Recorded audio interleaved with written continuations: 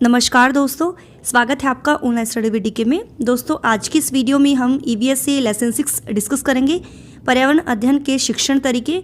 तो इनसे रिलेटेड जो सीटेट के एग्जाम में क्वेश्चन बनते हैं और जो पूछे जा सकते हैं वो हम डिस्कस करेंगे। सो डियर वीडियोस को लाइक कीजिए, शेयर कीजिए एंड सब्सक्राइब कीजिए मेरे यूट्यूब चैनल को एंड सर्च कीजिए अनअकैडमी पर Diksha Rathore. So now friends let's start. तो डियर फर्स्ट क्वेश्चन जो है इसके अलावा इसमें फिल करना है के अलावा निम्नलिखित पर्यावरण अध्ययन पढ़ाने की विधियां हैं। सीटेट 2012 में आया था। ऑप्शन है संयोगात्मक अधिगम, निर्देशित खोज, व्याख्यानों द्वारा स्पष्ट करने या समस्या समाधान। तो सही आंसर जो होगा संयोगात्मक अधिगम, ये तो होता है, ये पर्यावरण अध्ययन पढ़ाने की विधियां हैं और उनको निर्देशित खोज के लिए उनको प्रेरित करना और समस्या समाधान प्रॉब्लम सॉल्विंग के तरीके से उनको पढ़ाना, ये भी सही है। लेकिन व्याख्यानों द्वारा, ठीक है, उनको स्पष्ट करना तो वो मीन्स पर्यावरण अध्ययन की पढ़ाने की विधि नहीं है। So third option is right. Next question है वायु हर जगह है प्रकरण पर पढ़ाते समय एक शिक्षक विद्यार्थियों से निम्नलिखित प्रश्न पूछता है। किस तरह के प्रश्न पूछता है? क्या मृदा में वायु है? क्या पानी के अंदर वायु है? क्या हमारे शरीर में वायु है? या क्या हमारी हड्डियों में वायु है? तो इस तरह से जो उन्होंने प्रश्न किया है, शिक्षक विद्यार्थियों में निम्नलिखित में से कौन सा कौशल विकसित करने का प्रयास कर रहा है। सीटेट 2012 में आया था। वर्गीकरण कौशल, चिंतन कौशल, संवेगात्मक कौशल या अवलोकन कौशल। तो डियर उन्होंने जो ये क्वेश्चन पूछे हैं शिक्षक ने, क्या मृदा में वायु है, पानी के अंदर वायु है या हमारे शरीर में वायु है, तो उन्होंने क्वेश्चन किया है। तो बच्चे सोचेंगे, उसके बारे में चिंतन करेंगे तो उनका जो थिंकिंग स्किल है वो डेवलपमेंट होती है ताकि बच्चे सोचें। ठीक है, तो चिंतन कौशल उनका विकसित करने का प्रयास कर रहा है teacher. Second option is right. Next है खाद्य श्रृंखला की संकल्पना को पढ़ाने में विद्यार्थियों की अधिकतम भागीदारिता के लिए निम्नलिखित में से कौन सी शिक्षण व्यू रचना सबसे प्रभावी होगी। सीटेट 2012 में आया था, यहाँ 2012 आएगा, 2012 में आया था। तो बताना है विद्यार्थियों को इंटरनेट से संबंधित जानकारी एकत्रित करने के लिए कहना। श्यामपट्ट पर लिखी विभिन्न खाद्य श्रृंखलाओं के सभी उदाहरणों को देखकर लिखने के लिए विद्यार्थियों से कहना, या जीवों के प्ले कार्ड्स बनाना और विद्यार्थियों के समूह को विभिन्न खाद्य श्रृंखलाओं को सोचते हुए उन्हें व्यवस्थित करने के लिए कहना, या विभिन्न आवासों में चलने वाली संभावित खाद्य श्रृंखलाओं को सोचते हुए उन्हें व्यवस्थित करने के लिए कहना। तो इसका सही आंसर जो होगा खाद्य श्रृंखला की संकल्पना टीचर पढ़ा रहा है, तो उसके लिए जो शिक्षण व्यू रचना सबसे प्रभावी होगी कि जीवों के वो प्ले कार्ड्स मीन्स वो बनाने के लिए कहता है बच्चों को और विद्यार्थियों के समूह को, ठीक है, विभिन्न खाद्य श्रृंखला जो डिफरेंट खाद्य श्रृंखलाएँ जो होती हैं फूड चेन, उनको सोचते हुए उन्हें व्यवस्थित करने के लिए कहना। तो ये सबसे इफेक्टिव माना जाता है। So third option is right. Next है पर्यावरण अध्ययन की कक्षा में अवधारणाओं को स्पष्ट करने के लिए कविताओं और कहानी कथन का प्रयोग करना। सीटेट 2011 में आया था। ऑप्शन है स्थानीय एवं विश्व स्तर पर संसार की प्रकृति को खोजने और कल्पना करने की योग्यता का विकास करने में मदद करता है, या बच्चों में विद्यमान भाषिक एवं सांस्कृतिक ध्यान में रखता है, या उचित दिशा में बच्चों की ऊर्जा को संकेंद्रित करता है, या पाठ को आनंददायक और रोचक बनाने में मदद करता है। तो सही जो आंसर होगा डियर इसमें कि जो पर्यावरण अध्ययन है उसकी कक्षा में अवधारणा को स्पष्ट करने के लिए कविता और जो कहानी है कहानी कथन का प्रयोग किया जाता है ताकि उनको स्थानीय और विश्व स्तर पर संसार की प्रकृति को वास्तविक जिंदगी से उनको अवगत करवाना है और खोजने और कल्पना करने की योग्यता का इमेजिनेशन स्किल उनमें डेवलपमेंट करनी होती है।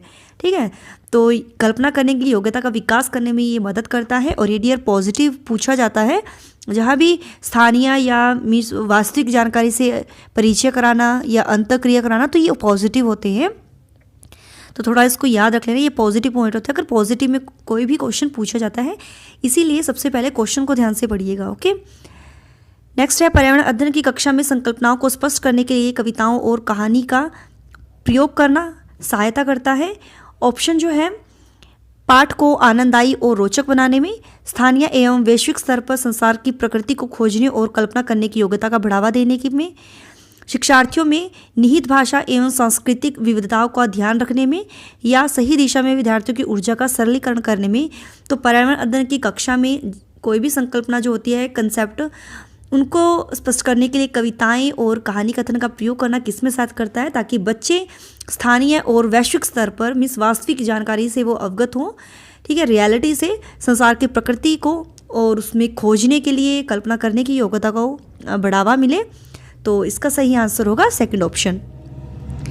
नेक्स्ट है टोली शिक्षण में जो ग्रुप टीचिंग जो होता है, कक्षा को एक ही शिक्षक पढ़ाता है या कक्षा शिक्षण सामूहिक दायित्व होता है, बाहर के विशेषज्ञों का सहयोग नहीं लिया जाता या अनुदेशन पूर्व नियोजित तथा व्यवस्थित नहीं होता।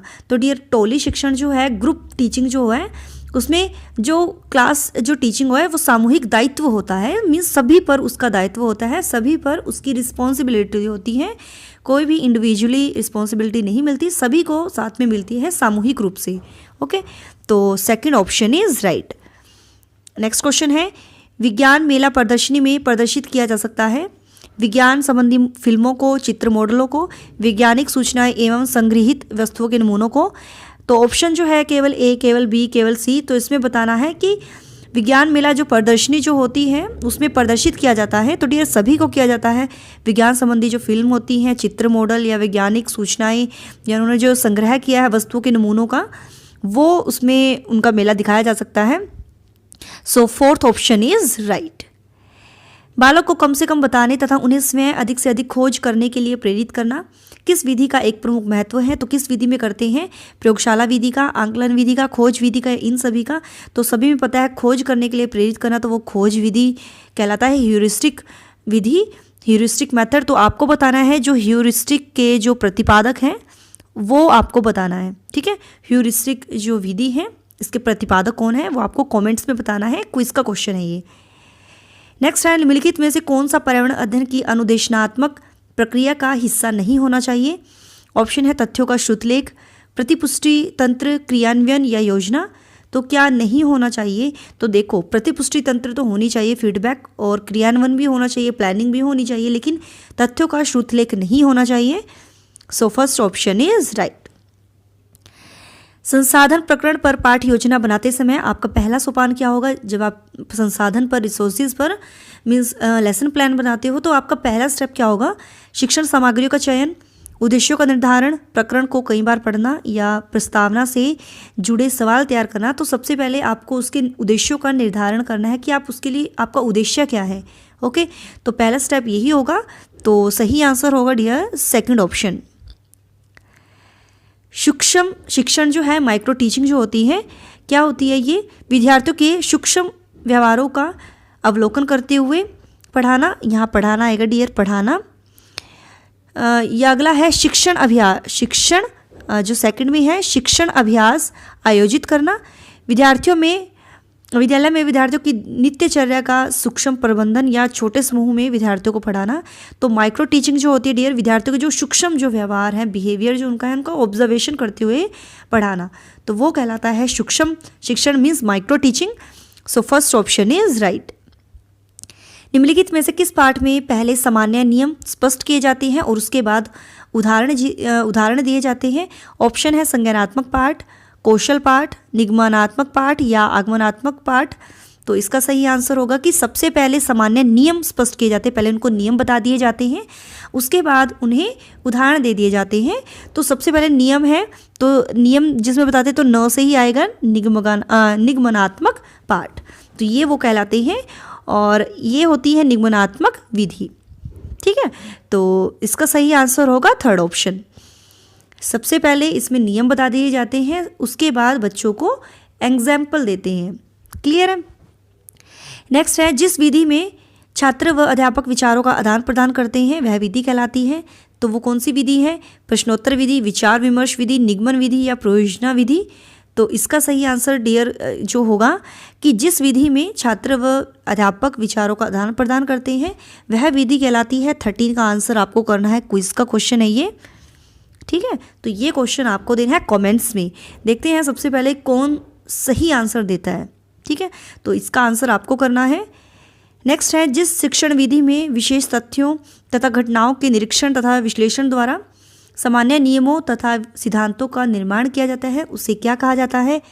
निगमन विधि, आगमन विधि, परियोजना विधि या इनमें से कोई नहीं। तो ये जो शिक्षण विधि है जिसमें विशेष तथ्यों और घटनाओं के निरीक्षण द्वारा, विश्लेषण द्वारा सामान्य नियमों तथा सिद्धांतों का निर्माण किया जाता है, तो वो कहलाती है आगमन विधि। और ये जो आगमन विधि होती है ये छोटी कक्षाओं के बच्चों के लिए ये विधि इंपॉर्टेंट होती है। तो इसका सही आंसर होगा सेकंड ऑप्शन। निम्नलिखित में से कौन सा शिक्षण की आगमन विधि का लाभ नहीं है? यह विधि शिक्षण की एक मनोवैज्ञानिक विधि है। इस विधि द्वारा सीखने में शक्ति तथा समय दोनों अधिक लगते हैं। आगमन विधि में ज्ञान प्राप्त करते हुए बालक को सीखने के प्रत्येक स्तर को पार करना पड़ता है, इससे शिक्षण प्रभावी बन जाता है। तो इसका फोर्थ ऑप्शन है, इस विधि में बालक उदाहरणों का विश्लेषण करते हुए सामान्य नियम स्वयं निकाल लेता है, इससे उनका मानसिक विकास सरलतापूर्वक हो जाता है। तो इसके जो आंसर है इसमें जो पूछा है कि निम्नलिखित में से कौन सा शिक्षण की आगमन विधि का लाभ नहीं है पूछा है। तो देखो यह विधि मनोवैज्ञानिक विधि भी होती है और इसमें जो होता है आगमन विधि में ज्ञान प्राप्त करते हुए बालक को सीखने के प्रत्येक स्तर को, जो उनके स्टेप्स हैं उनको पार भी करना पड़ता है, जिससे टीचिंग जो है वो इफेक्टिव बन जाता है। और इस विधि में बालक उदाहरणों का विश्लेषण करते हुए, एनालाइज करते हुए वो सामान्य नियम स्वयं निकाल लेता है और इससे उनका जो मानसिक विकास है वो ईजिली हो जाता है। ये तो होते ही हैं, लेकिन इसमें जो नहीं पूछा है लाभ कि इस विधि द्वारा सीखने में शक्ति तथा समय दोनों अधिक लगते हैं, तो ये गलत है, तो ये लाभ नहीं है। तो second option is right. Next question है, निम्नलिखित में से कौन सा शिक्षण की आगमन विधि का दोष नहीं है? तो बताना है यह विधि छोटे बच्चों के लिए या छोटे बालकों के लिए उपयुक्त नहीं है। इनका प्रयोग केवल बड़े और वह भी बुद्धिमान बालक ही कर सकते हैं। आगमन विधि द्वारा सीखते हुए यदि बालक किसी अशुद्ध सामान्य नियम की ओर पहुंच जाए तो उन्हें सत्य की ओर लाने में अनेक कठिनाइयों का सामना करना पड़ता है। इस विधि द्वारा प्राप्त किया हुआ ज्ञान स्वयं बालकों का खोजा हुआ ज्ञान होता है, अतः ऐसा जो है ये उनके मस्तिष्क का स्थायी अंग बन जाता है। यह आगमन विधि द्वारा केवल सामान्य नियमों की खोज ही की जा सकती है, अतः इस विधि द्वारा प्रत्येक विषय की शिक्षा नहीं दी जा सकती। तो इसका जो सही आंसर होगा, इसमें जो पूछा है कि निम्नलिखित में से कौन सा शिक्षण की आगमन विधि का दोष नहीं है, तो थर्ड ऑप्शन सही होगा कि इस विधि द्वारा जो प्राप्त किया गया जो ज्ञान है वो स्वयं बालकों का खोजा हुआ ज्ञान होता है। ये गलत है, ठीक है, ये दोष नहीं है। अतः ऐसा जो ज्ञान है वो स्वयं बालकों का मस्तिष्क का स्थायी अंग बन जाता है, तो ये दोष नहीं है। तो third option is right. Next है, शिक्षण की वह कौन सी विधि है? शिक्षण की उस विधि को क्या कहते हैं जिसमें सामान्य से विशिष्ट तथा सामान्य नियम से विशिष्ट उदाहरण की ओर बढ़ा जाता है। तो नियम से उदाहरण की ओर बढ़ा जाता है, तो न से याद रखना आपको, निगमन विधि। अगला क्वेश्चन है, निम्नलिखित में से कौन सा शिक्षण की निगमन विधि का दोष नहीं है? तो नहीं है पूछा है, तो ऑप्शन देख लीजिए क्या होगा। निम्नलिखित में से कौन सा शिक्षण की निगमन विधि का दोष नहीं है? इस विधि में सामान्य से विशिष्ट की ओर, अज्ञात से ज्ञात की ओर, अमूर्त से अमूर्त की ओर चलना पड़ता है। इस दृष्टि से यह विधि शिक्षण की अमनोवैज्ञानिक विधि है। या इस विधि द्वारा कक्षा के सभी बालकों को एक ही समय में पढ़ाया जा सकता है। पढ़ाया आएगा यहाँ, पढ़ाया। यह विधि नियमों तथा सिद्धांतों को बलपूर्वक रटने के लिए बाध्य करती है। परिणाम स्वरूप बालक पाठ में कोई रुचि नहीं लेते, या इस विधि से बालकों को अपने निजी प्रयासों द्वारा ज्ञान को खोजने का कोई अवसर नहीं मिलता। इससे उनमें मानसिक दासता विकसित हो जाती है। तो इसमें पूछा है कि कौन सा शिक्षण की निगमन विधि का दोष नहीं है पूछा है, तो सेकंड होगा कि इस विधि द्वारा कक्षा के सभी बालकों को एक ही समय में पढ़ाया जा सकता है, तो ये दोष नहीं है निगमन विधि का। So second option is right. अगला है, निम्नलिखित में से कौन सा शिक्षण की निगमन विधि का गुण है? डियर, ये जो आगमन निगमन विधि है इसको अच्छे से पढ़ना होगा, क्योंकि एग्जाम में इनसे रिलेटेड क्वेश्चन बनते हैं, तो इसके ऊपर भी हम एक वीडियो बनाएंगे। तो देखते हैं इसके ऊपर इसके जो क्वेश्चन है आंसर। इस विधि के प्रयोग से समय तथा शक्ति दोनों की बचत होती है, तो यही गुण मीन्स सही है। कौन सा जो शिक्षण की निगमन विधि का गुण है, लेकिन देख लेते हैं। और निगमन विधि द्वारा रटा हुआ ज्ञान बालकों के मस्तिष्क का स्थायी अंग नहीं बनता, ये तो गलत होगा। बालकों में रचनात्मक प्रवृत्ति होती है, अतः वे वस्तुओं को बनाने, बिगाड़ने या तोड़ने फोड़ने में रुचि लेते हैं, ये भी गलत है। या इसमें बालकों की रचनात्मक शक्तियाँ अविकसित होती हैं, ये भी गलत है। लेकिन इसमें जो पूछा है निगमन विधि का गुण, तो इस विधि के प्रयोग से समय तथा शक्ति दोनों की बचत होती है। So first option is right. अगला है, पर्यावरण अध्ययन के शिक्षण हेतु इकाई विधि के प्रयोग का लाभ है। तो लाभ बताना है हमें, ऑप्शन देख लीजिए, इस विधि के प्रयोग में पर्याप्त समय लगता है, बालकों में विषय के प्रति रुचि उत्पन्न होती है। तो डी यही आंसर इसका सही होगा। पर्यावरण अध्ययन के शिक्षण हेतु इकाई विधि जो होती है उसके प्रयोग का लाभ है कि बालकों में विषय के प्रति रुचि उत्पन्न होती है, वो इंटरेस्ट लेने लगते हैं। So second option is right. Next है, निम्नलिखित में से कौन सा दत्त कार्य का विशिष्ट उद्देश्य नहीं है? तो देखते हैं इसके जो ऑप्शन है, दत्त कार्य का विशिष्ट उद्देश्य नहीं है असाइनमेंट का विद्यार्थियों को अभिप्रेरणा देना तथा उन्हें सीखने की क्रियाओं की ओर उन्मुख करना। तो ये तो डियर एक उद्देश्य माना जाता है। विद्यार्थियों को उलझाए रखना ताकि वे शिक्षक को परेशान ना करें, निश्चित सीखने के अभ्यास व क्रियाओं को देना, या अध्ययन तथा दूसरी सीखने की क्रियाओं के लिए निर्देश देना। तो डियर जो असाइनमेंट का जो विशिष्ट उद्देश्य नहीं है कि विद्यार्थियों को उलझाए रखना ताकि वे शिक्षकों को परेशान न करें, तो ये उद्देश्य नहीं है। So second option is right. निम्नलिखित में से कौन सा शिक्षण की निगमन विधि का गुण नहीं है? यह विधि प्रत्येक विषय को पढ़ाने के लिए उपयुक्त है। यह विधि छोटे बालकों के लिए अत्यंत लाभदायक है। इसके प्रयोग द्वारा बालक ज्ञान का प्रयोग करना सरलतापूर्वक सीख सकते हैं। निगमन विधि में बालकों को शिक्षक द्वारा बनाया नियम तथा दिया हुआ ज्ञान हर हालत में स्वीकार करना पड़ता है।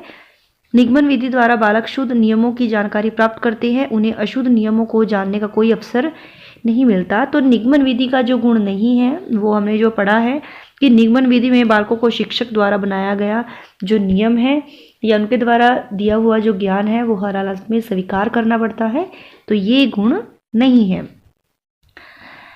समस्या विधि औपचारिक शिक्षण विधियों से भिन्न है क्योंकि इसमें जो प्रॉब्लम सॉल्विंग जो मेथड्स हैं वो फॉर्मल टीचिंग मेथड से किस तरह से वो भिन्न है।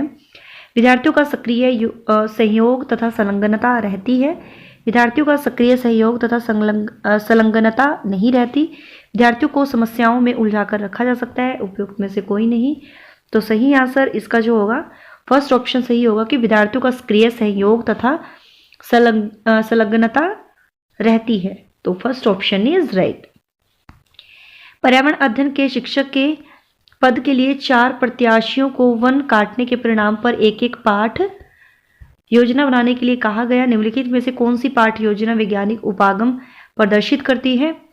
ऑप्शन है, इस संप्रत्या को समझाने हेतु अनेक प्रकार के उदाहरण प्रस्तुत करती है, ऐसे क्रियाकलाप सम्मिलित करती है जिन्हें बच्चे समूहों में कर सके और पावर पॉइंट प्रस्तुति करके निष्कर्ष निकाले। संप्रत्या विद्यार्थियों को समझाने के लिए ICT के प्रयोग की बात करती है या वन काटने के परिणामों को विस्तार से समझाती है। तो जो उपागम वो साइंटिफिक जो अप्रोच वो यूज़ करती है कि ऐसे एक्टिविटीज़ वो करवाती है, वो सम्मिलित करवाती है जिन्हें बच्चे ग्रुप में कर सकें और पावर पॉइंट प्रस्तुति करके निष्कर्ष निकाल सके। तो सेकंड ऑप्शन इसका डियर सही होगा, सेकंड ऑप्शन। नेक्स्ट है, पर्यावरण अध्ययन के संदर्भ में कथन विधि का दोष है। छात्र निष्क्रिय हो जाता है, अध्यापक आलसी हो जाता है, विषय वस्तु पर्याप्त नहीं होती या अतिरिक्त ज्ञान मिल जाता है।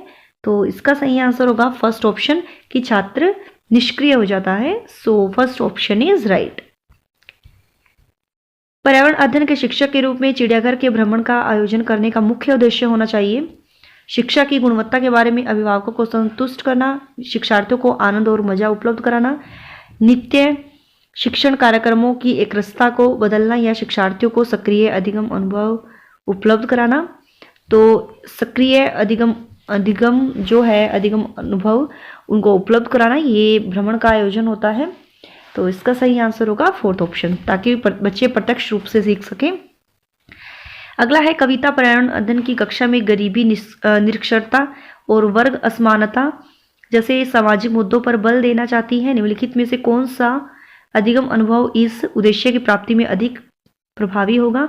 ऑप्शन है, शिक्षार्थियों को संबंधित मुद्दों पर स्लोगन लिखने के लिए कहना, संबंधित मुद्दों पर विशेष व्याख्यानों का आयोजन करना, शिक्षार्थियों को संबंधित सामाजिक मुद्दों पर चार्ट तैयार करने के लिए कहना, या शिक्षार्थियों को संबंधित जानकारी एकत्रित करना और विश्लेषण करने के लिए सामूहिक परियोजना लेने के लिए कहना। तो यही बेस्ट होगा कि शिक्षार्थियों को उनसे रिलेटेड इंफॉर्मेशन कलेक्ट करने के लिए बोलना, उनका एनालाइज करने के लिए कहना और सामूहिक परियोजना लेने के लिए कहना। तो सही आंसर होगा फोर्थ ऑप्शन। प्रयोगशीलता, खोजना, जांच पड़ताल और प्रश्न पूछना पर्यावरण अध्ययन के सक्रिय अधिगम के अनिवार्य तत्वों का निर्माण करते हैं। एक शिक्षक खाना जो हमें खाना चाहिए की संकल्पना के बारे में बताने के लिए निम्नलिखित गतिविधियों की व्यवस्था करता है। प्रकरण पर एक वीडियो दिखाता है। श्यामपट्ट पर उस प्रकार के सभी भोज्य पदार्थों की चित्र बनाता है। विभिन्न भोज्य पदार्थों के उदाहरण देता है। प्रत्येक में अनिवार्य तत्व बताता है।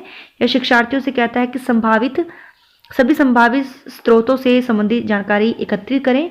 उपरोक्त 4 गतिविधियों में से कौन सी सक्रिय अधिगम की संतुष्टि करता है? तो सही आंसर इसका जो होगा डियर, तो 4th ऑप्शन इसका सही होगा, जिसमें भी जो जानकारी एकत्र करने के लिए कहा जाता है। तो ये सबसे पॉजिटिव पॉइंट होता है ताकि बच्चे कलेक्ट करें, इंफॉर्मेशन कलेक्ट करें उसके बारे में। तो शिक्षार्थियों से कहता है कि संभावित स्रोत जो है, इसके सोर्सेज जो हैं, उनसे रिलेटेड जो इन्फॉर्मेशन है वो कलेक्ट करें, ये सबसे बेस्ट रहता है। So 4th option is right. तो डियर यही थे आज के question. Thanks for watching my videos. Do like, share and subscribe my YouTube channel. Till then bye bye. रब रखा। जय भोलेनाथ।